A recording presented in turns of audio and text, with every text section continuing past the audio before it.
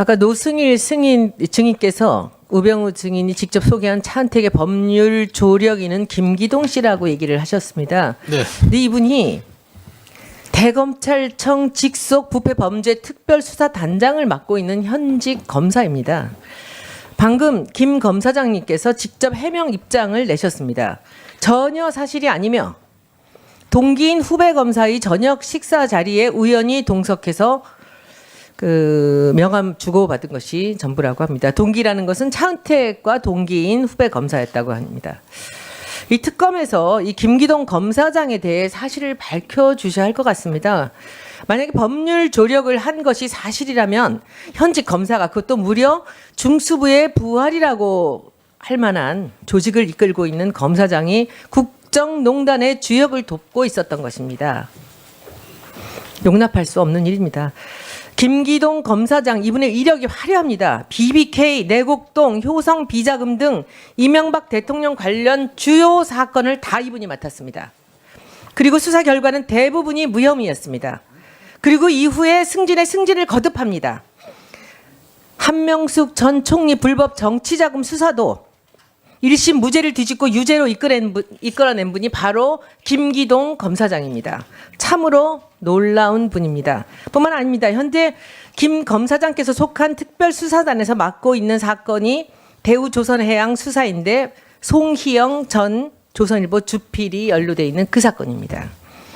국정농단이 입맛에 맞는 대로 수사하고 언론을 겁박하고 국민을 떨게 한 실세였던 우병우 증인과 결탁해서 일을 했던 검사였던 김기동 검사장이라면 이것은 그냥 넘어갈 수 없는 일입니다. 특검에서 국민들이 충분히 납득할 수 있도록 조사해 주기 바랍니다.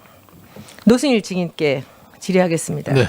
제가 고영태 증인한테 이 판도라의 상자를 열었다고 했더니 어떤 네. 또 보수 언론에서는 제가 무슨 칭찬을 한 거라고 그렇게 얘기를 합니다. 아, 예. 칭찬이 아니고요. 판도라의 상자를 연 것은 고영태 그리고 그 뒤에 이성한이었습니다. 네. 이 두 사람이 아니었으면 지금 우리나라는 최순실의 소나기에서 어떻게 됐을지 모릅니다. 네, 맞습니다.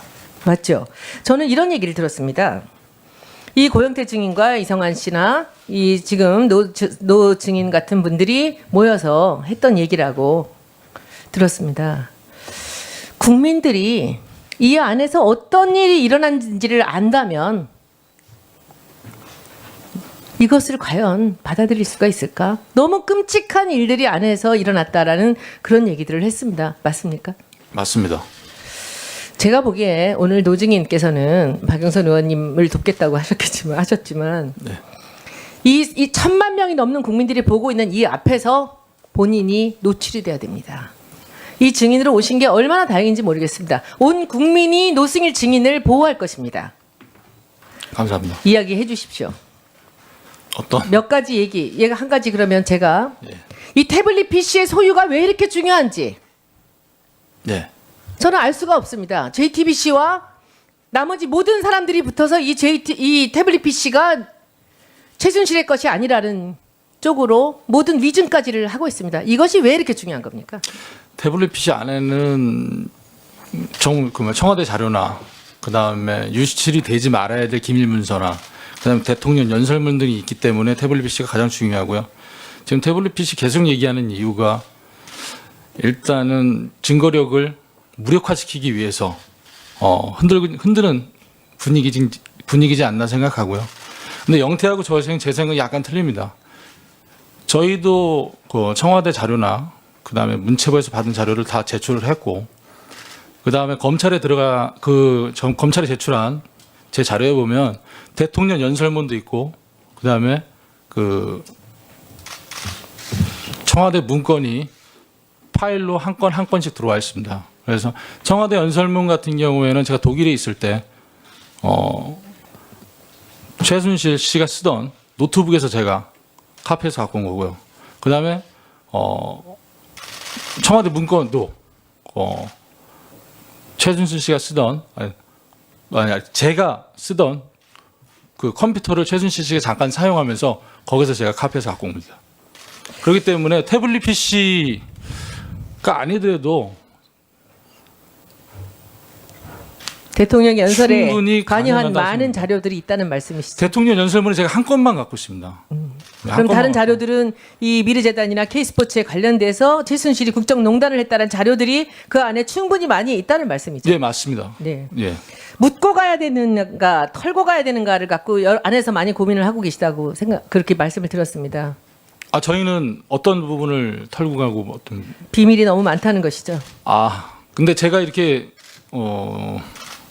폭로하는 이상 비밀은 없습니다. 근데 제가 아는 것만 말씀드리는 거고 그래요. 그다음에 이제 제가 이제 검찰 조사 가서 이제 다 말씀드리고 수사 방향이 이제 진행이 되면서 새로운 것들이 막 나오는데 저도 굉장히 놀랐습니다. 이렇게 참여해 주시는 분들도 많구나. 감사하다. 이렇게 저는 생각하고 있습니다. 근데 고영태 증인이 최순실과 뭐 싸웠다 말았다 뭐 이런 얘기들을 하는데 솔직히 고영태 증인과 최순실이 싸울 사이입니까? 싸운다기보다는 의견 다툼입니다. 그러니까는 꼭 안 되는 걸 얘기를 합니다. 최순실은. 그러면 잘못돼 가는 거. 그러니까 고영태는 그건 잘못된다. 나중에 일 생긴다. 예를 들면